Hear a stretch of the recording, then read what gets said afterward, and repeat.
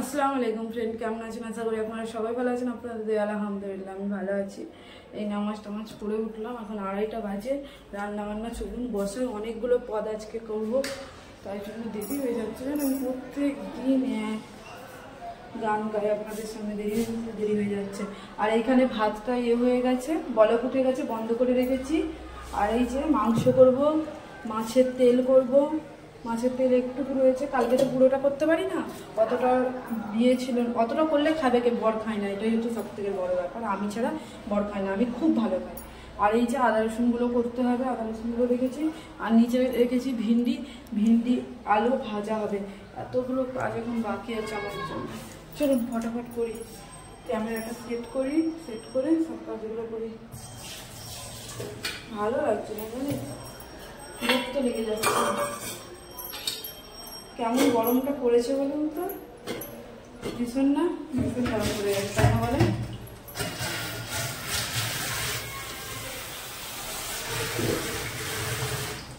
একটা প্রথমে তরকারি চাপিয়ে দিই, প্রথমে করি ভিন্ডিটা আলু ভাজা চাপিয়ে দিই। চলুন ভিন্ডিটা কেটে নিই ফটাফট। ভিন্ডি কাটতে বলতে একটা বল লাগবে। আমার ঘরে কি কিছু চেঞ্জ মনে হচ্ছে? একটু কমেন্টে জানাবেন কি চেঞ্জ মনে হচ্ছে। তারপরে রিপ্লাই কালকের ব্লগ আমি বলবো কি দিয়ে কি হলো না হলো, ঠিক আছে? একটু কমেন্ট করে দিয়ে জানাবেন। আমার কথা কি আপনাদের কান পর্যন্ত পৌঁছেছে? মনে তো হচ্ছে না। অল্প ভিন্ডি বাড়বো, বর ভিন্ডিও ভালো খাই। বর শুধু এই মাংসটা দিয়ে 2 পিস আলু তোলে ও ভাত খাবে, ও আর কিচ্ছু নেবে না। কিন্তু আমি যে ওই রকম খাবো না, আমি একটু সবজি এরকম হলে ভালো হয়। এখানে শাক ঠিকঠাক পাচ্ছি না, তাই জন্য তো এখানে টাটকা সবজি ভালো পাওয়াই যায় না, সত্যি কথা বলতে। এটা ওরাদের বিক্রি হয় না, ওরা সব স্টোর করে রেখে করে। আমরা যে বেহালায় থাকতাম, বেহালায় কত সুন্দর সব সবজি তাড়াতাড়ি বিক্রি করে, ডেলি টাটকা সবজি পেতাম ওইখান থেকে। সবজি কিনা মন গেলে এখানে পাওয়া যায় না। বাকি অত বেহালা করলে হবে না, বেহালার কথা অত মনে করলে হবে না। বেহালার কোনো মানুষ যদি দেখে বিরাটটা হলে ওই দেখো পায়েল চলে যাওয়ার পরেও বেহালা করছে। আমরা পায়েলকে যেতে বারণই করেছিলাম, সত্যি তাই। চলুন। তো বন্ধুরা, এই যে বড়িটা ঠিক করে নিলাম। এবারে কয়েকটা কেটে নেবো, ভিন্ডি কেটে নেবো একবারে অল্প। বর একটু খাবেই না, তাই জন্য একবার ভালোভাবে ধুয়ে নিলাম বড়িটা। তারপরে প্রথমে ভাবছিলাম এরকম করে কাটবো, তারপরে বলি না বাবা, ওই প্লেটটা আমার বর যদি এডিট করতে দেখে ওই প্লেটটাই ও আর খাবেই না। তো যাই হোক, তো ভিন্ডিগুলো কাটছি বন্ধুরা। সেদিনকে কি হয়েছে জানেন, আমি নিচে গেছি, তো আমার ঠিকঠাক বুঝি খেয়াল নেই, লোকটা এতটা ভিন্ডি তুলে দিয়েছে আর অনেকটা হয়ে গেছে, এক গাদা, একদম খেয়ে শেষ করা যাচ্ছে না।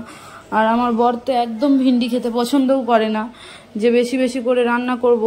তো আর বেশি করে রান্না করলে এই রোজা মাসে ফেলা ছাড়া আর কিছুই উপায় নেই। আমি বা কত সবজি খাবো বলেন?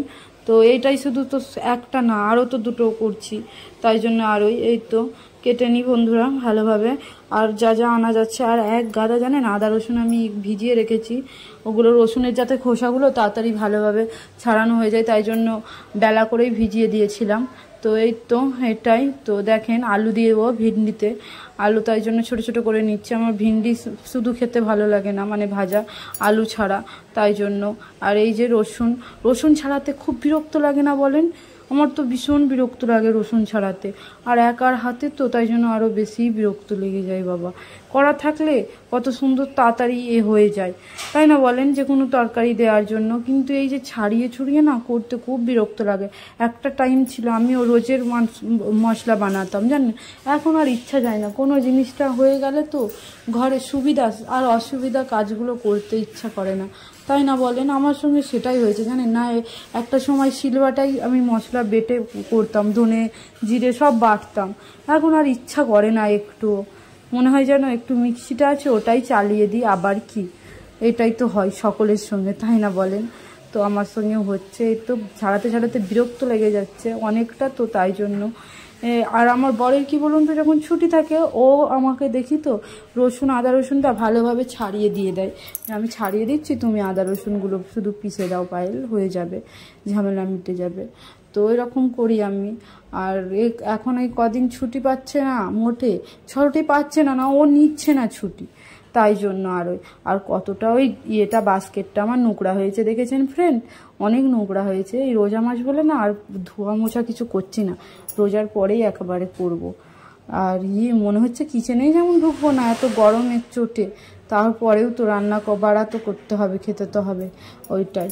তো যাই হোক মিক্সিটা এদিকটায় বার করে নিলাম, বার করে এবারে যাই হোক আদা রসুনটা পিষে ফেলি বড় কৌটোটাই। আমি তারপরে ভাবলাম যে এতটা অল্প জিনিস বড় কৌটোয় না দিলেই হতো, মাঝারিটায় না দিলেই হতো, ছোটোটা দিলে ইজি হয়ে যেত। তাও কি আর করা যাবে, যা হোক হয়েছে, বাদ দিই। তো এটাই আমার ঘরে কিছু চেঞ্জ মনে হচ্ছে আপনাদের, একটু কমেন্টে জানাবেন তো কি চেঞ্জ মনে হচ্ছে। তো যাই হোক কতটা নোটিস করে আমি দেখছি, নোটিস করেন আপনারা। আর এইদিকে দেখেন ভিন্ডি আলুটাও ভাজা হয়েই গেছে, না কড়াই বুঝি গরম করতে চাপিয়েছি, ঠিকঠাক খেয়াল নেই জানেন। আর আজকে কি বলবো, খুব একদম গরমে তো আমি নাজেহাল অবস্থা হয়ে গেছে। এটার পরেই না আমার মাকে আমি ফোন করবো, মাকে ফোন করে প্রায় 1-1.5 ঘন্টা বকতে হবে, কারণ এখন সময়ই হচ্ছে না ভালো করে কথাবার্তা বলার।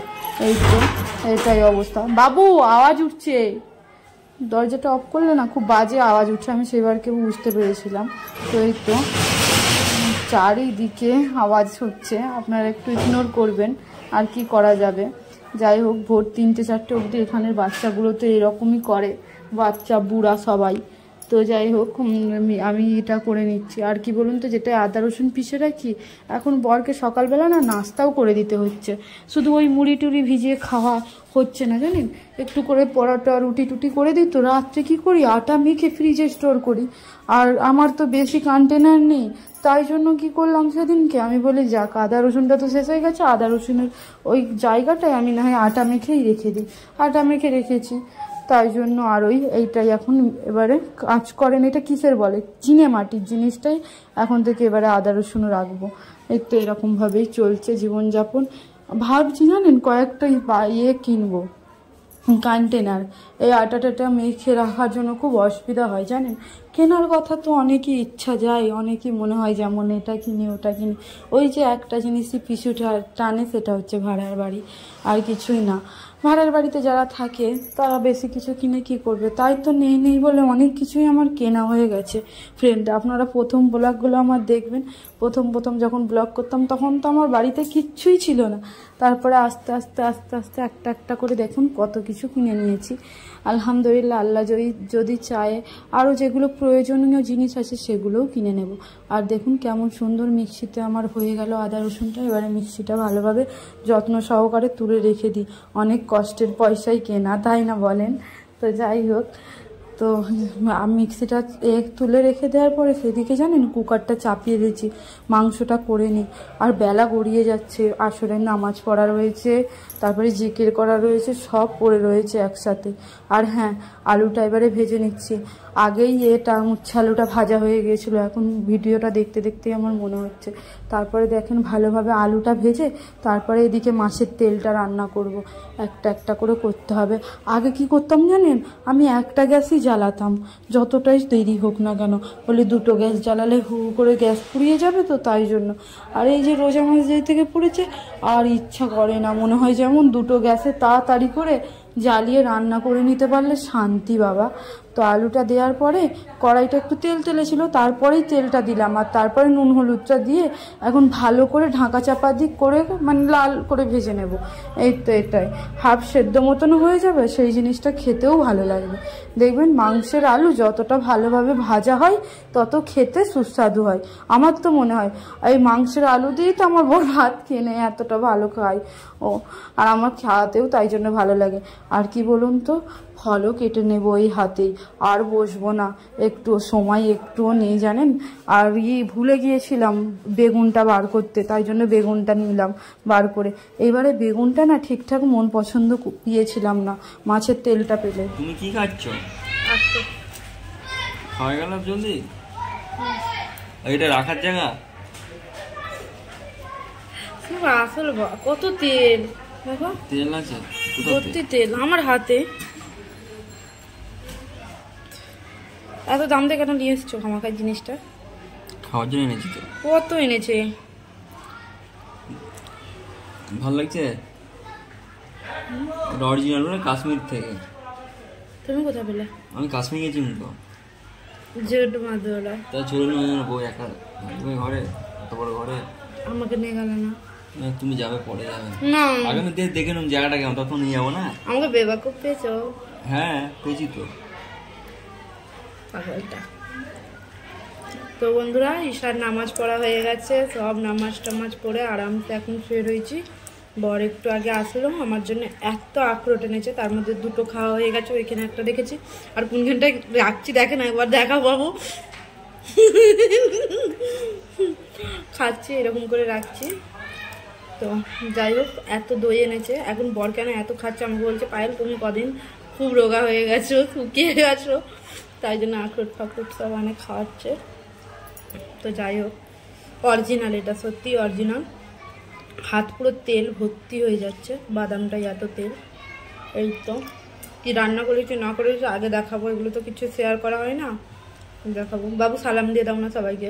আসসালামু আলাইকুম। একবার ফেসটাও দেখিয়ে দাও। আসসালামু আলাইকুম। খাওয়ার টাইমে দেখা হচ্ছে। সবাই কমেন্ট করবে খারাপ খারাপ। কি খারাপ খারাপ? এখানটায় রেখেছি বলে। হ্যাঁ এখানে তুমি থাকো তো।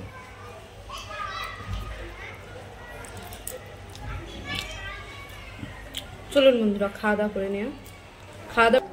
তো বন্ধুরা, এই যে ভাত টাত বেড়ে নিচ্ছি পরের সঙ্গে গল্প করতে করতে। আজকে বড্ড দেরি হয়ে গেল জানেন, আজকে কেন, কদিনই যেই থেকে IPL শুরু হয়েছে আমার বাড়িতে যেমন ভাত খাওয়ার কি দেরি হয়ে যাচ্ছে জানেন তো, মানে ঘড়ির কাঁটা 11টা গড়িয়ে যাচ্ছে, এরকম অবস্থা। বর একদম ফাইনাল খেলা দেখে তারপরেই খেতে বসছে। বরকে বললাম একটু নাও গো তরকারিগুলো, বর কিছুতেই সবজিগুলো কিছুই নেবে না, শুধু বললে আমাকে একটু মাংস দাও।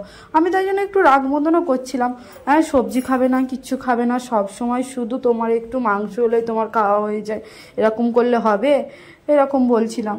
তো বর বলছিল তুমি খাও না, তোমার জন্য তো কিনছি আমি। এরকম দুজনের কথাবার্তা হচ্ছিল, আর খাওয়া দাওয়াও চালু ছিল।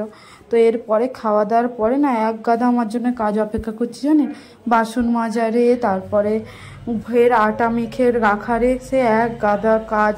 আবার কি বলুন তো, সকালবেলা আমাকে ঘুম থেকে উঠতে হয়, প্রায় 6টার ঘড়ির কাঁটা 6টার অ্যালার্ম বাজলে উঠে পড়তে হয়।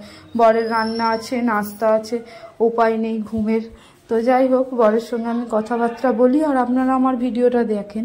আর যদি কোথায় ভালো লেগে থাকে অবশ্যই আমার চ্যানেলটা কিন্তু সাবস্ক্রাইব করবেন। কেন করছেন না বলুন তো, করে দেন না সাবস্ক্রাইব, আর অন নোটিফিকেশান বেলটাও আপনারা করেন, ক্লিক করুন, তবেই তো আমার সব ভিডিওর তাড়াতাড়ি নোটিফিকেশানটা পাবেন।